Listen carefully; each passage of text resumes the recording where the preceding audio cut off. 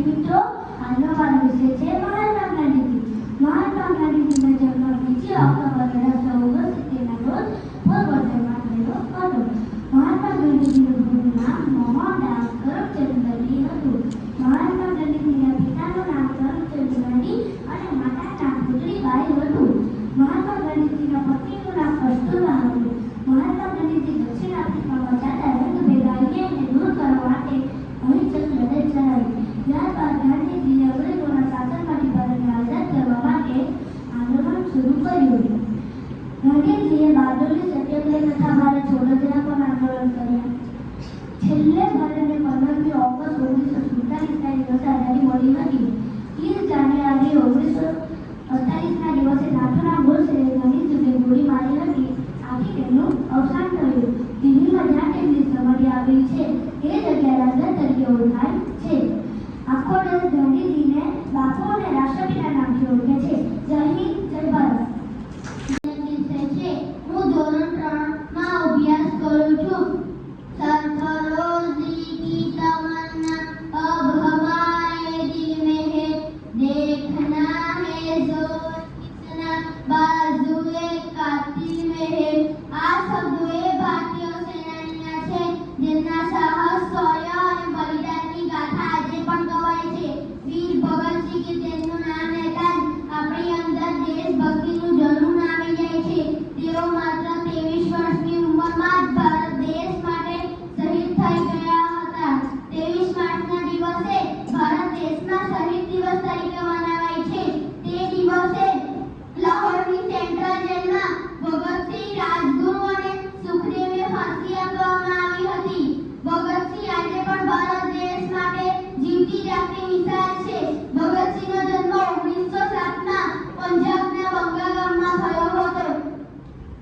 તેમના પિતાનું નામ કિશનસિંહ અને માતાનું નામ વિદ્યાવતી કૌર હતું. તેઓ બાળપણથી જ દેશભક્તિના વાતાવરણમાં ઉછર્યા હતા. જ્યારે જલિયાવાલા બાગનો હત્યાકાંડ થયો ત્યારે અંગ્રેજોએ હજારો નિર્દોષો પર ગોળી ચલાવી. આ જોઈ ભગતસિંહનું મન હચમચી ગયું. તેમણે ત્યારે કસમ ખાધી, હું અંગ્રેજોને ભગાડીને જ જંપીશ. તેમના આ સાહસના ભાગીદાર હતા સુખદેવ અને રાજગુરુ.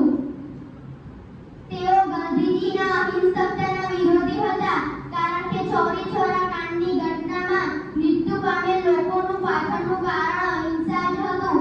તેઓનું સૌથી મોટું કાર્ય અંગ્રેજોના સેન્ટ્રલ એસેમ્બલી હોલમાં બોમ્બ બ્લાસ્ટ કરી ઇન્કલાબ જિંદાબાદનો નારો લગાવ્યો. તેઓ ખૂબ જ ઓછું જીવ્યા પણ ખુમારીથી અને કોઈની ગુલામી વિના જીવ્યા. ખૂબ જ ઓછા લોકો જાણે છે કે તેઓ જ્યારે જેલમાં હતા ત્યારે અનેકો વિષયો ઉપર લેખો લખ્યા હતા. તેમના મૃત્યુ બાદ તે લેખો પ્રકાશિત થયા હતા અને તેઓ સમાજમાં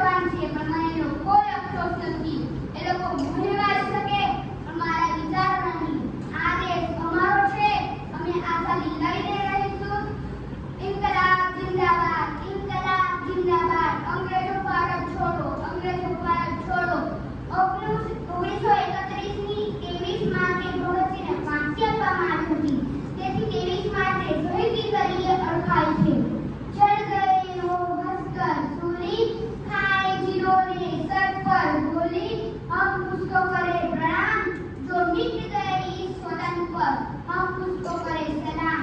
धन्य છે આવા વીર શહીદને અને ધન્ય છે એમની જનતાને જેમણે આવા વીર પુત્રને જન્મ આપ્યો. જય હિન્દ, જય ભારત, ભારત માતા કી જય. મારું નામ કૃષ્ણી હિરેનભાઈ પટેલ છે.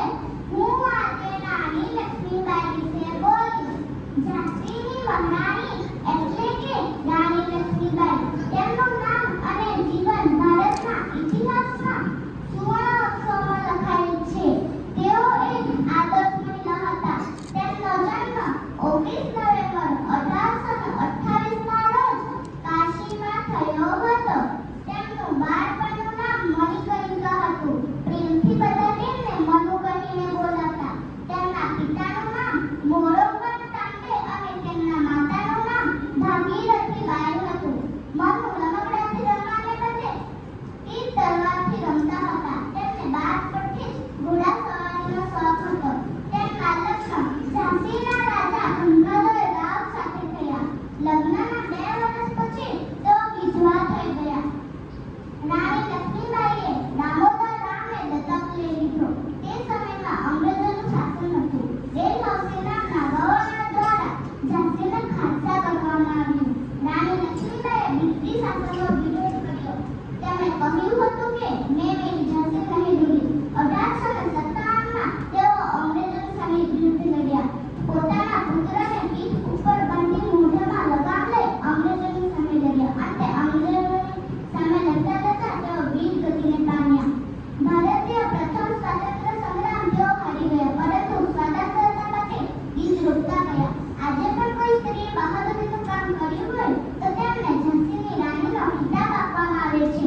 ચમક ઉઠી સન 57 में वह तलवार पुरानी थी, खूब लड़ी मर्दानी वो तो झांसी वाली रानी थी, खूब लड़ी मर्दानी वो तो झांसी वाली रानी थी. હું ત્રીજા ધોરણમાં ભણું છું. આજે હું મહાત્મા ગાંધી વિશે 10 વાક્ય બોલીશ. મહાત્મા ગાંધી આપણા દેશના એક મહાન નેતા હતા. મહાત્મા ગાંધીનું પૂરું નામ મોહનદાસ કરમચંદ ગાંધી હતું. મહાત્મા ગાંધીનો જન્મ 13 ઓક્ટોબર 1879માં ગુજરાતના પોરબંદરમાં થયો હતો. મહાત્મા ગાંધીને બાપુ અને રાષ્ટ્રપિતા નામથી પણ ઓળખવામાં આવે છે. મહાત્મા ગાંધીના પિતાનું નામ કરમચંદ ગાંધી હતું. મહાત્મા ગાંધીની માતાનું નામ પુતળીબાઈ હતું. મહાત્મા ગાંધીએ અંગ્રેજો સામે ભારત છોડો આંદોલન, સંઘ કાનૂન ભંગ આંદોલન જેવા આંદોલન કર્યા હતા. મહાત્મા ગાંધીએ કોલોયો કોલોનો નારો આપ્યો હતો. મહાત્મા ગાંધી હંમેશા સત્ય અને અહિંસાના માર્ગ પર ચાલતા હતા. મહાત્મા ગાંધીનું મૃત્યુ 30 જાન્યુઆરી 1948માં થયું હતું. મહાત્મા ગાંધીએ આપણા દેશને આઝાદી અપાવવા માટે અહિંસક